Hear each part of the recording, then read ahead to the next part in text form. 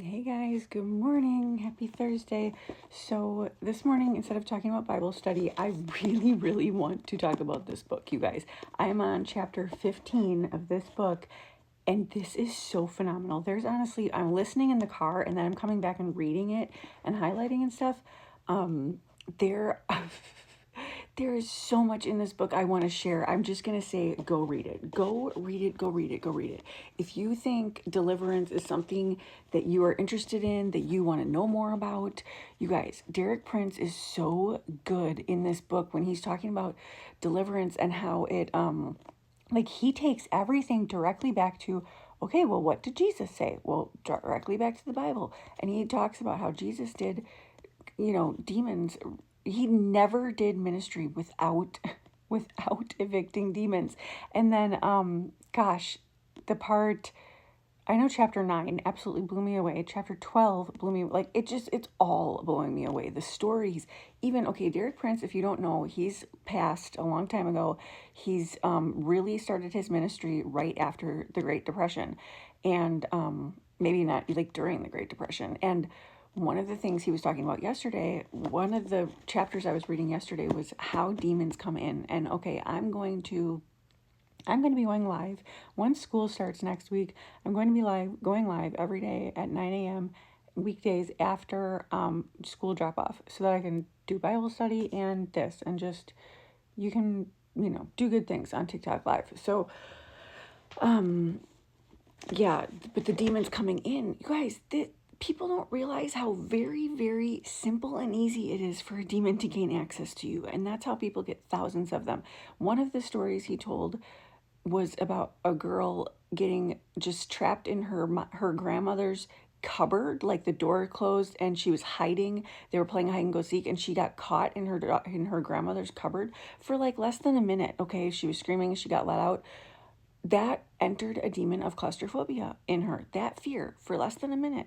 Okay, riding a scary ride, watching a scary movie, these things let demons in. Okay, and then there's strongholds and they build up within you. He talked about how during one of his during his ministry in America, a whole, he was from England, but a whole group of people around the same age group all suffered with the spirit of rejection, and that was because it was during the Great Depression, and in the womb mothers were nervous about being able to feed their children and worried about being able to feed their children. So all of those babies of that time were born with the root spirit of rejection, which leads you to reject everyone else and not be able to receive love. You guys, rejection, the spirit of rejection, is the main spirit behind narcissism, is rejection. Okay, I know for a fact I currently have the spirit of rejection because of all the rejection I go through. So, I mean, I don't know if I do, because I know that I'm loved by God, but that is the combat to it, renouncing the things that came in. I'm trying to think of some other quick examples off the top of my head. One gal, it was this, she was lied to. So she had the spirit of lying because of how much she was lied to by an ex-boyfriend. How much of us have been lied to repeatedly over and over by other people? It's not even what we do necessarily. Okay, another one, these are all examples in the book. The spirit of hate came in from SA to a young girl at a young age. Hate, imagine the spirit of hate growing inside of you. And I was in my mentor's class, one of my mentor's classes on warring for your family the other day, and she was talking about how these seeds, like she was talking about SA in a young person, and how that plants the seed.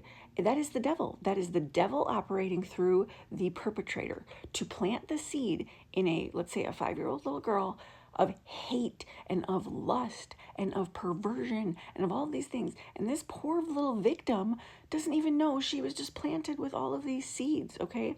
And then they grow and they grow, and then when she becomes of age or whatever, she may not even remember this happened, okay?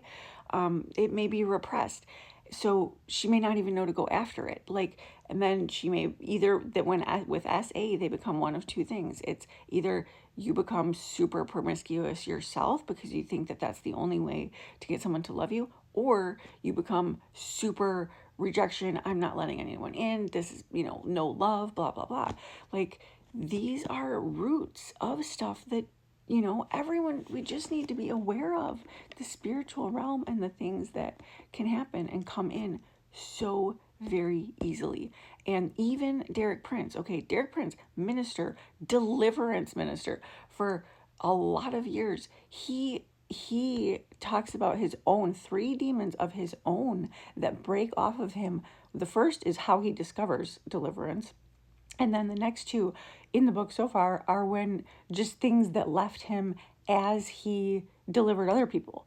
And he's like, oh, like I just felt that, spirit of arthritis break off, the spirit, like just, you guys, we have no idea the things that are plaguing us from agreements. Oh, I do want to read this one part because of the Freemasonry stuff. Gosh, if I can find it right now, I might have to do the next video. It was how, here it is, right here. Okay, how they come in. So I was just talking about my bloodline having ties to the occult, right? Okay, so this is the first way that they come in. You gotta read this. I only have 4 minutes left. But it basically says, you shall have no other gods before me. So all of these forms of false religion or secret society or witchcraft, okay, the Bible says in Exodus 23-5, for the Lord your God, I am a jealous God, visiting the iniquities of the fathers on the children to the 3rd and 4th generation of those who hate me. Those who hate me are those who are practicing in the occult. Okay, so he goes through your 3rd and 4th generation. If you have that many descendants, you have your parents, which is 2, you have your grandparents, which is 4, you have your great-grandparents, which is 8, you have your great-great-grandparents, which is 16 people. This is a total of 30 people in your bloodline who, if they were involved with the occult at all, and you don't know these 30 people, you don't know them personally, right? I just found out my actual grandparents, who I did know personally, were actively in cult Freemasonry, okay? Shrouded Satanism. That's what they were involved in, okay? White nationalism. What we are looking at on the world stage right now is Freemasonry. God gave me, but back to this 30 descendants, okay? If any of these 30 ancestors were involved, you could have any amount of curses on you that they decided to sign their little name on, saying, yeah, I don't care if 10 generations of mine experience XYZ so that I can make this agreement, so that I can have this title.